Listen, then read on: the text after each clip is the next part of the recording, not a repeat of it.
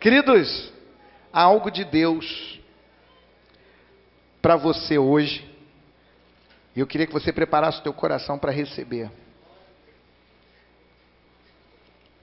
Queria que você abrisse a sua Bíblia em Lucas, no Evangelho, segundo escreveu Lucas, capítulo 9, versículo 60. Tem gente com Bíblia analógica aí? Tem, né? Ou todos estão com o celular? Acende a luz ali para mim, Patrick, por favor.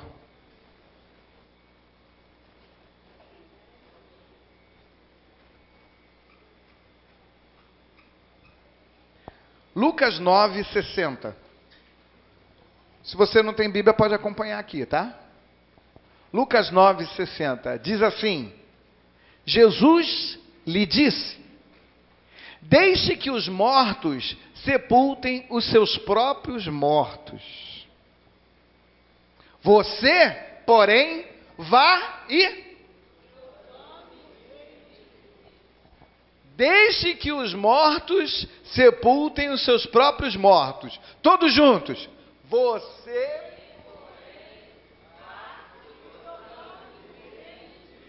Dá uma cutucada no irmão que está atrás de você aí. Ou que está na tua frente.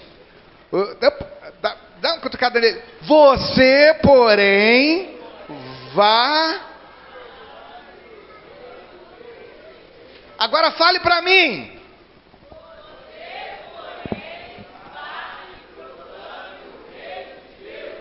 Você, porém, vá e proclame o reino de Deus. Nós já estamos vivendo o reino. Durante todo esse ano, nós estabelecemos, plantamos a cultura do reino nessa igreja.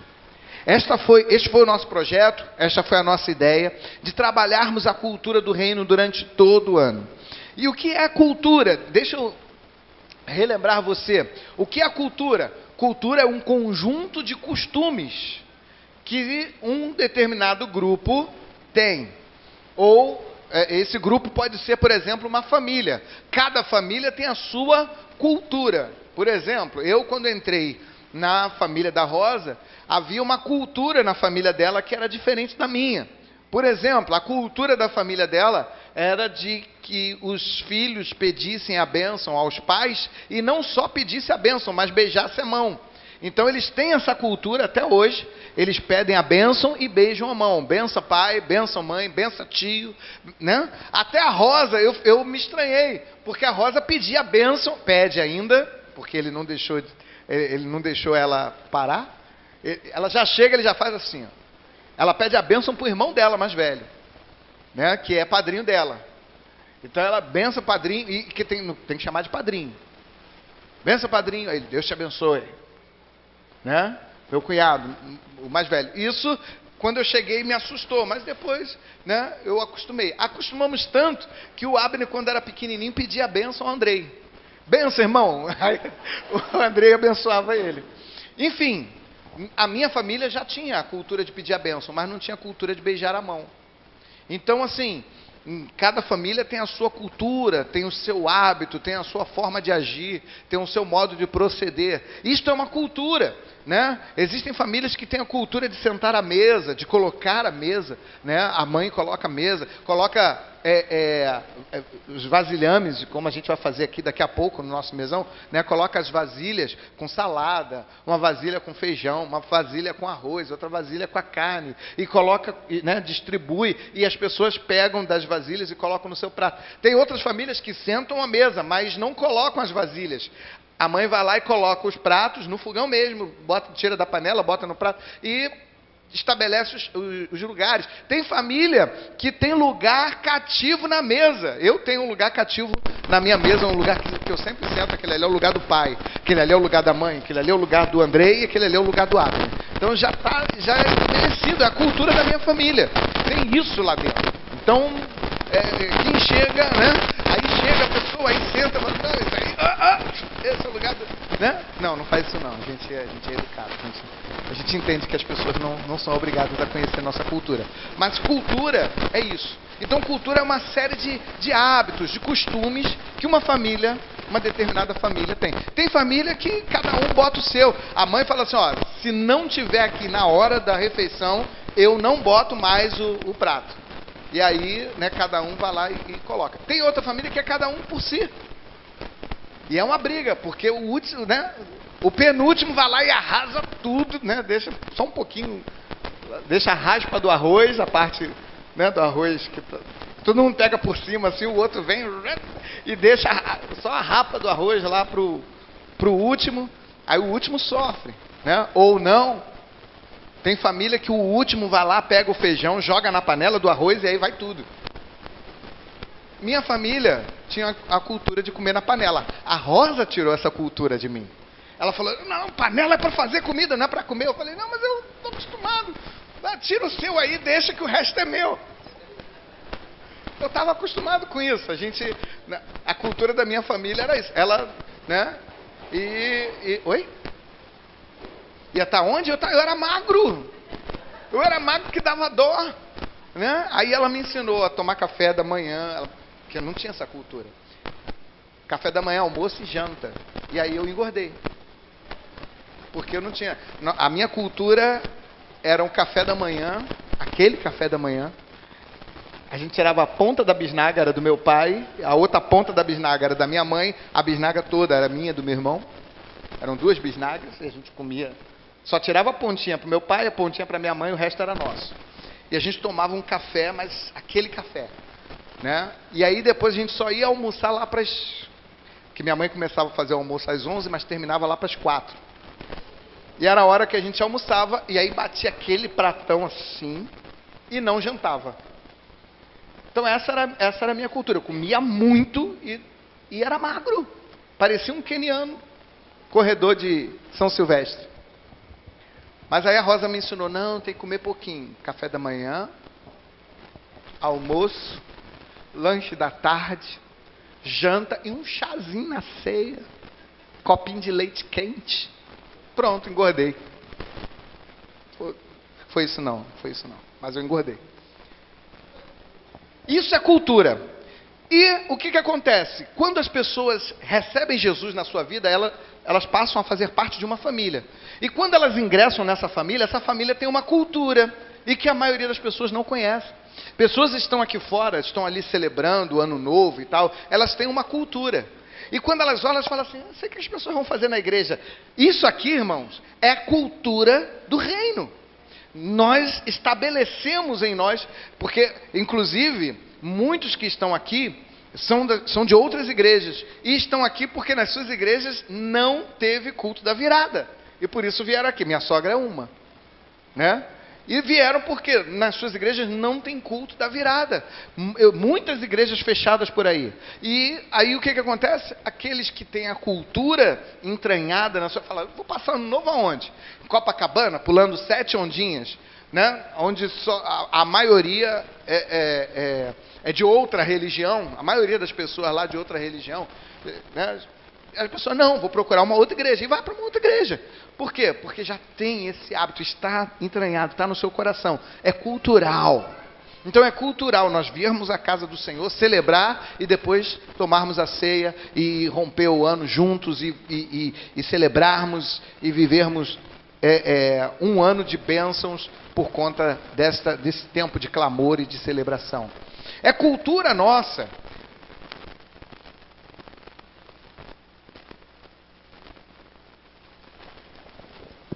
É cultura nossa, pelo menos uma vez por mês, sentarmos à mesa para fazermos a refeição juntos. A refeição, a ceia do Senhor. A refeição que o Senhor nos ensinou. Ele não nos deixou ordem para construir prédios, para montar igrejas, para fazer coral, para montar banda, ministério de louvor, ministério de dança. Não nos mandou comprar cadeira, não nos mandou comprar caixa de som, instrumento, não nos mandou alugar lugares. Não. A única coisa que Jesus veio e nos deixou foi uma refeição. E ele falou, façam isso todas as vezes que vocês se reunirem. Façam isso todas as vezes que vocês se reunirem para se lembrar de mim. Então, a ceia do Senhor é uma cultura nossa. É uma cultura nossa batizar todos aqueles que estão chegando. Esse batismo significa uma declaração pública de que Jesus Cristo entrou na sua vida. Se uma pessoa diz, não, Jesus entrou na minha vida, mas ela nunca se batizou, aí alguém fala assim, não, mas pastor, eu fui batizado quando eu era criança. Mas não é isso que a cultura bíblica diz. A cultura bíblica diz que quem crer e for batizado será salvo. Uma criança recém-nascida não tem consciência nem de vida ainda. Como que ela pode, então, decidir se batizar? Ah, não, eu vou batizar ela. Ninguém batiza ninguém. O batismo é uma decisão pessoal. Então, é o jovem, é a criança, é o adolescente que tem que ter essa decisão. Ele que tem que olhar e falar assim, eu quero me batizar. Eu quero declarar publicamente para todos que Jesus Cristo entrou na minha vida, que eu sou dele e ele é meu. E que eu faço parte dessa família. Então, por isso que a gente espera até um tempo de consciência. E aí a gente estabelece um tempo de consciência. Quantos anos? Aí depende. Pastor, com quantos anos o senhor batiza? Depende muito de adolescente para adolescente. Tem pré-adolescente que com 12 anos ainda é uma criança. É um crianção. Não tem maturidade nenhuma. Já tem outros que com 12 anos, com 13 anos, já tem uma consciência, conversa com um adulto, com uma certa maturidade, com certo entendimento. E aí assim, a gente pergunta ao pai, como é que é esse adolescente? Já está maduro o suficiente? Não está? E aí o pai é quem vai dar testemunho. Não é o pai que vai dizer se ele vai ou não se batizar. A decisão do batismo tem que partir da pessoa. Ou o novo convertido que está chegando e tem consciência de que está arrependido e que quer mudar de vida. E aí a gente pratica então a cultura do batismo. E assim tem muita coisa que a gente precisa compartilhar como cultura. E nós vivemos durante todo este ano de 2022 este projeto de estabelecer em nós a cultura do reino, de mostrar que é muito mais do que uma responsabilidade, um compromisso, é uma vivência, é participação nossa, é envolvimento nosso. Nós somos igreja do Senhor Jesus, somos um só corpo, estamos integrados e unidos. E nós estabelecemos isso então durante todo este ano. E agora chegou a hora de nós proclamarmos. A palavra proclamação significa anúncio, significa afirmação, anunciar. Então, proclamar significa anunciar, e isso vem do falar acerca da cultura do reino. Está aqui, esse é o versículo. Deixe que os mortos sepultem os seus próprios mortos. Você, porém, vá e proclame o reino de Deus. Essa foi uma ordem que o Senhor Jesus nos deu, de nós sairmos e proclamarmos. E neste ano de 2023, que está iniciando, que estamos aí a menos de 40 minutos dele, este ano estabelece isso para nós, esta cultura. Vamos estabelecer esta cultura. Todo crente em Jesus é um missionário. E toda pessoa sem Jesus no coração é um campo missionário. Então, todos que têm Jesus no coração são missionários. E todos que não têm Jesus no coração são um campo missionário. Pastor, quero fazer missões. Anuncie Jesus para quem ainda não o conhece. Fale do amor de Deus. Convide as pessoas. Olha, venha desfrutar desta família. Venha descobrir a alegria desta família. Nós somos uma família, um só corpo. Estamos unidos, estamos aliançados. E o fato de estarmos juntos, isso nos fortalece. Porque nos ensina. A Bíblia diz que o ferro com o ferro se afia. Então é assim que a gente cresce. É assim que a gente se une. É assim que a gente aprende a ser cristão. Tem gente que quer ser cristão, mas não quer vir à igreja. Fala assim, eu não preciso ir à igreja para ser cristão, para servir a Deus. Precisa, querido. Sabe por quê? Porque ninguém vai ficar no céu sozinho. A gente vai entrar no céu e a gente vai ir lá conviver com outras pessoas. Então, o estágio para isso é aqui na terra. É aqui que a gente tem que aprender a conviver com as nossas diferenças. É assim que a gente tem que aprender a conviver, né? Uns são mais agitados, outros são mais devagar. Uns são sanguíneos, outros são fleumáticos, outros são coléricos, outros, enfim, melancólicos, né? Então cada um tem o seu jeito. Um é mais caladão, outro é mais falante, né? Um é extrovertido, outro é introvertido.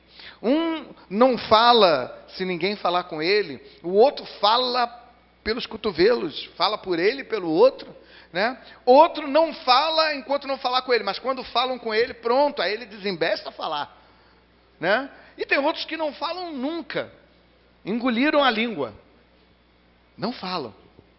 Mas é assim que a gente convive, é assim que a gente aprende, é assim que a gente, né? É aprender a amar a cada um, mesmo mediante as diferenças. É isso que nos fortalece, é isso que nos engrandece, é isso que nos faz ser filhos de Deus, quando nós aprendemos a amar o próximo como ele é. Amar o próximo mesmo com a sua, com a sua dificuldade, mesmo com a sua irreverência, né? Desde que não seja o pecado que esteja pautando a vida dessa pessoa, né? Porque mesmo que seja o pecado que esteja pautando a vida dessa pessoa, nós também aprendemos a amar. Mas amar e não nos calar, mas a gente ama e aí a gente começa a ensinar. A gente começa a orientar. Para quê? Para que essa pessoa deixe o pecado. Para que juntos possamos morar no céu. Pastor, o senhor quer dizer que só vai morar no céu quem não tem pecado? Só vai morar no céu quem for lavado e remido pelo sangue do Cordeiro. Que não tem prazer na vida de pecado, mas antes o seu prazer está na lei do Senhor. E nessa lei medita de dia e de noite. Isso não quer dizer que ele não vai ter pecado, mas isso quer dizer que ele ama o Senhor e a sua palavra. Então, é assim que nós queremos viver, é assim que nós precisamos viver. O versículo 61 diz: outro disse-lhe, Senhor, quero segui-lo, mas permita-me que antes disso eu me despeça das pessoas da minha casa. Ainda outro disse, vou seguir-te, Senhor, mas deixa-me primeiro voltar e despedir-me da minha família.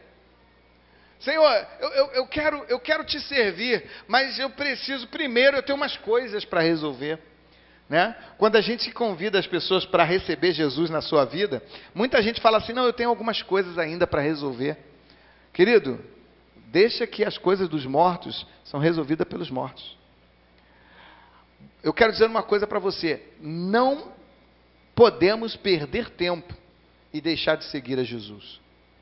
Se nós queremos segui-lo, devemos fazê-lo imediatamente, sem pensar. Sem pensar, o que vão dizer de mim? Tem gente que para e fala assim, o que vão falar de mim lá no trabalho? Puxa, se eu virar Bíblia, se eu virar aleluia, o que vão falar de mim lá na minha rua? O que meus parentes vão falar de mim? Ainda mais quando, né,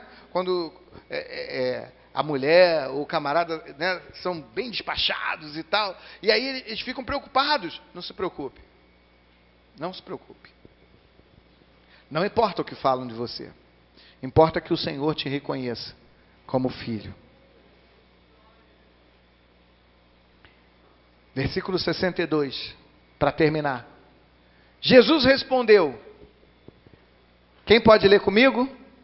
Ninguém.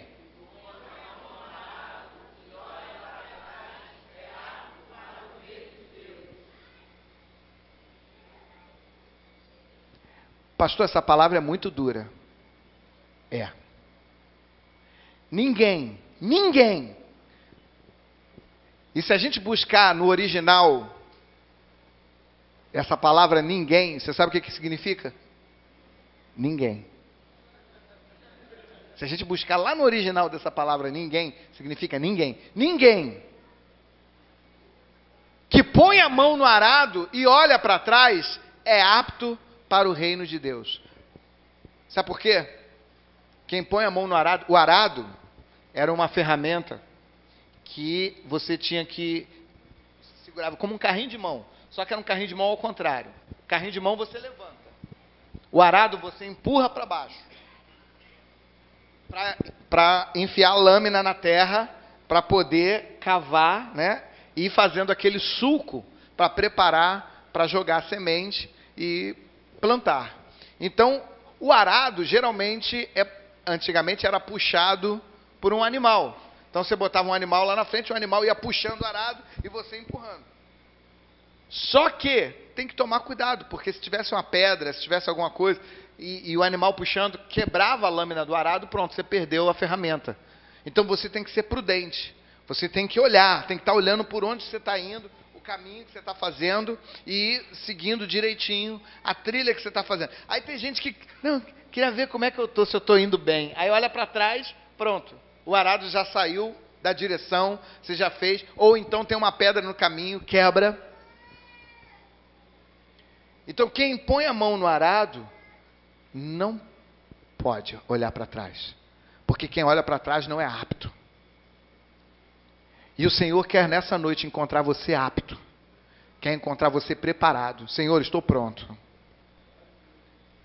Estou pronto, sempre pronto, totalmente submisso a Ti. Estou deixando tudo para trás, todo o meu ser entrego a Ti. Ninguém falou que seria fácil. Não é fácil ser cristão. Não é fácil pôr a mão no arado. Agora, você não olha para trás. Querido, não olha para trás, não olha para as circunstâncias. Ah, não, eu quero ver como é que está meu filho. Não olha para ver como é que está o meu filho. Continue fazendo a obra do Senhor e fala assim, Senhor, cuida do meu filho. Senhor, cuida da minha filha. Porque, Senhor, eu não posso parar. Eu não posso parar. Ah, não, eu preciso saber como é que estão meus amigos, eu preciso dar um pulinho lá no mundo. Não vai, não vai. Não vai porque o Senhor quer te encontrar apto. O Senhor quer te encontrar preparado. Vai, continua. Sabe por quê? Seja um verdadeiro líder. Um verdadeiro líder diz assim, ó, venham, sigam-me. Ele não fala, vai. Um verdadeiro líder fala assim, vem comigo. Mas ele vai na frente. E ele vai. Ele fala, vem comigo. E vai. Quem é que vai segui-lo? Seja ousado, seja corajoso. O Senhor está preparando um ano para que nós venhamos proclamar o Evangelho. Eu amei a escolha dos louvores. Eu amei. Eu não tinha escutado todos. Né? De vez em quando eu escutava um pedaço de um pedaço do outro. Mas quando eu ouvi aqui, eu falei, meu Deus, ninguém pode parar a igreja. Quando eu escutei, né, traz a cultura do teu reino. Quando eu escutei aqui, isso é apenas o começo. A igreja vai multiplicar, vai crescer. Eu fiquei assim, eu falei, meu Deus, é isso. Em cada louvor eu falava, é isso. Em cada louvor é isso. É isso, porque, irmãos, é isso. É isso. Nós vamos entrar 2023 e já no primeiro dia, se você tiver oportunidade, fale de Jesus. No dia 1º de janeiro de 2023, fale de Jesus para alguém. Coloque um propósito no teu coração. Eu não vou passar um dia sem falar de Jesus para alguém. Eu não vou passar uma semana sem falar de Jesus para alguém. E para aqueles que são mais devagar, estabelece, não tem menos do que isso, estabelece, eu não vou passar um mês sem falar de Jesus para alguém, porque se você não passar um mês sem falar de Jesus para alguém, você vai falar, pelo menos para 12 pessoas, você vai falar de Jesus. Agora, se você não passar uma semana sem falar com alguém, você já vai, só aí você já vai estar bem na fita. São quantos? 52 semanas, né? 52 semanas tem um ano, você falar de Jesus para 52 pessoas. E não é só isso. Quando você fala de Jesus, Jesus traz as pessoas. Porque a Bíblia diz que a fé vem pelo ouvir. E o ouvir é a palavra de Deus. Então, se você fala, a pessoa ouve. E quando a pessoa ouve, o Espírito opera. E quando o Espírito opera, as vidas se convertem. Porque a Bíblia diz que ninguém vem se o Espírito não trouxer. Mas o Espírito só traz quando a fé entra. E a fé só entra quando alguém prega. E quando você decide pregar, ninguém pode segurar a igreja. Ninguém vai segurar essa igreja, irmãos, se cada um de nós anunciarmos Jesus. Anunciar Jesus. Não vou passar, pastor, eu não quero passar um dia sem falar de Jesus. Oh, maravilha, 365 vidas alcançadas através da sua vida. Ah, pastor, mas tem que ser 365 pessoas novas? Não, você pode falar 365 vezes para a mesma pessoa. Eu acredito que se todo dia você falar para a pessoa de Jesus, ela vai falar assim: para. Você está me enchendo muita paciência. Eu vou. Para! Chega! Eu não aguento mais de você falando de Jesus. Eu lembro do meu pai. Eu tinha um irmão de criação e a gente era pequeno e a gente cantava toda vez que a gente chegava do culto, a gente cantava para o meu pai. Meu pai com cigarro na boca, fumando, com aquela bochecha murchinha. Ele fazia assim, fundava tudo. E a gente cantava para ele assim: a minha vida Jesus já transformou, eu posso te saudar com a paz do Senhor. A minha vida Jesus já transformou, eu posso te saudar com a paz do Senhor. Se tu me amas de todo o coração, mostre o seu sorriso e aperte a minha mão. Se tu me amas de todo o coração, aceita Jesus Cristo e aperte a minha mão. E ele ficava assim, aí ele falava assim: meu filho, eu amo você de todo o coração. Eu falo assim: então aceita Jesus Cristo. Todo culto nós falávamos isso para ele. Ele: não, um dia eu vou. Aquela coisa de homem, né, durão. Um dia eu vou. Aí o meu pai pegou uma doença braba. Negócio lá que ele comia, era úlcera nervosa. Mas já estava num estágio muito avançado. E os médicos estavam com medo até de desenvolver para doenças mais graves. O meu pai vomitava sangue. Era complicado. Tudo que meu pai comia, ele botava para fora. E meu pai já era magro, foi emagrecendo mais ainda, virou uma caveirinha. E ele resolveu ir lá no culto da irmã Quitéria. Oh, meu Deus. Foi lá no culto de oração da irmã Quitéria. A irmã Quitéria era uma irmã cheia de unção, poder. A irmã Quitéria orou por ele lá. E a primeira vez que ele foi, ela botou a mão nele e tal, orou por ele e tudo bem. Aí ele voltou para o lugar dele e sentou. Aí meu pai sentou e está lá, de olho abertão. Né? E aí a irmã chamou mais uma pessoa lá. E quando ela começou a orar, a pessoa manifestou o demônio. Quando a irmã falou assim: em nome de Jesus, sai. O meu pai, de olho aberto, ele viu um pássaro saindo do corpo da irmã. Um pássaro preto. Ele falou que saía, batia assim nas paredes, assim. E veio na direção dele. Quando veio na direção dele, ele disse que se abaixou. Ele olhou e o pássaro saiu pela porta da igreja. A irmã Quitéria falou: quem quer aceitar Jesus? Ele: eu.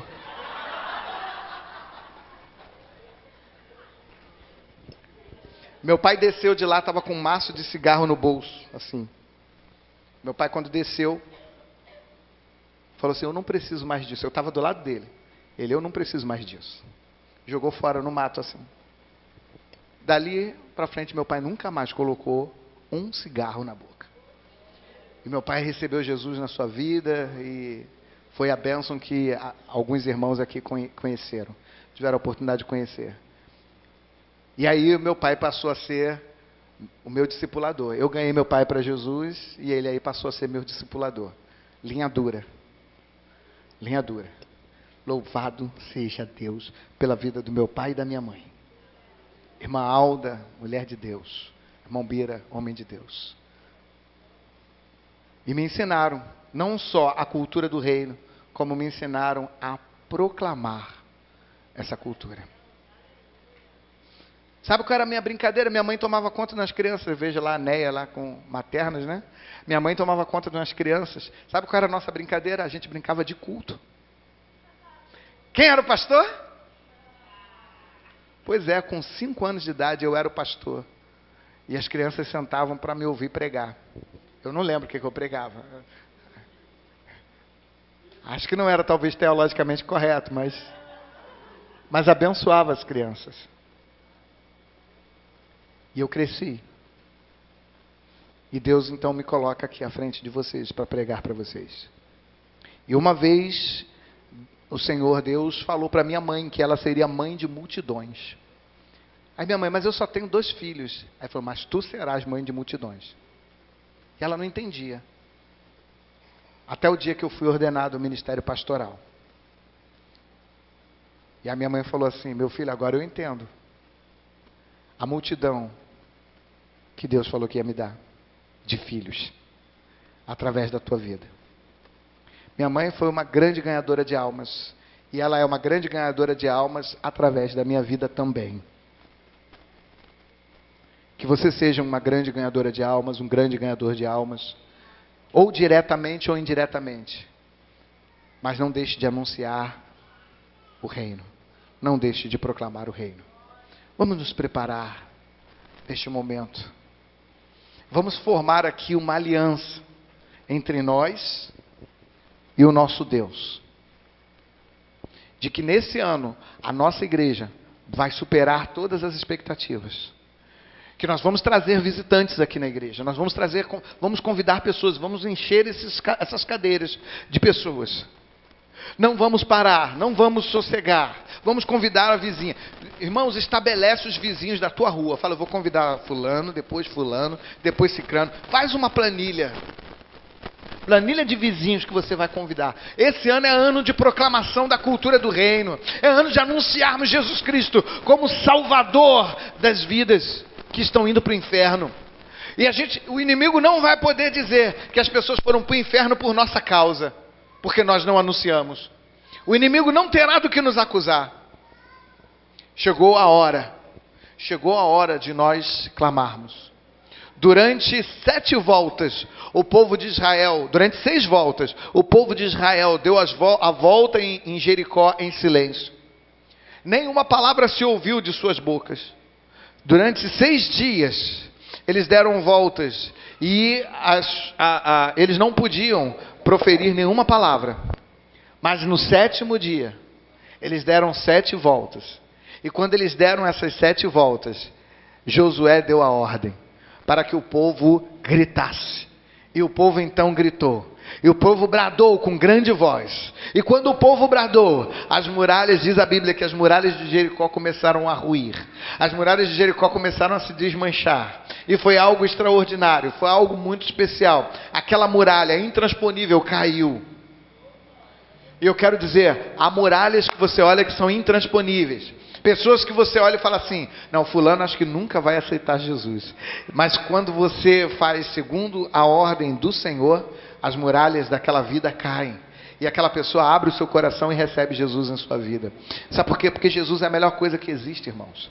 Então, nós estamos oferecendo o que há de melhor. Não há no universo algo melhor do que o Senhor Jesus Cristo. E olha que a gente pode oferecer muita coisa boa, né? Você pode oferecer um sorvete para uma pessoa. Se ela gosta de sorvete, vai ser bom para ela. Você pode oferecer um bom emprego. Se a pessoa gosta de bom emprego, e todo mundo gosta de bom emprego. Eu falei bom emprego, não falei trabalho, falei emprego. Então bom emprego todo mundo gosta. Você pode oferecer, mas Jesus é muito melhor do que o bom emprego. Você pode oferecer um bom carro para alguém. E as pessoas vão querer, se for um bom carro, elas falam assim, opa, eis-me aqui, né? Mas Jesus é muito melhor do que um bom carro. Você pode oferecer a essa pessoa uma casa. Mas Jesus é muito melhor do que uma casa. Você pode oferecer para essa pessoa uma família. Mas eu quero dizer que ainda assim Jesus é muito melhor do que uma família.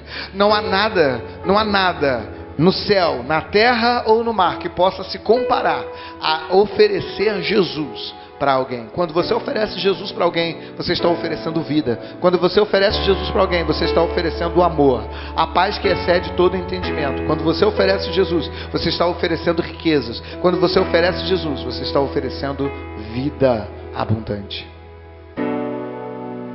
Você entende isso?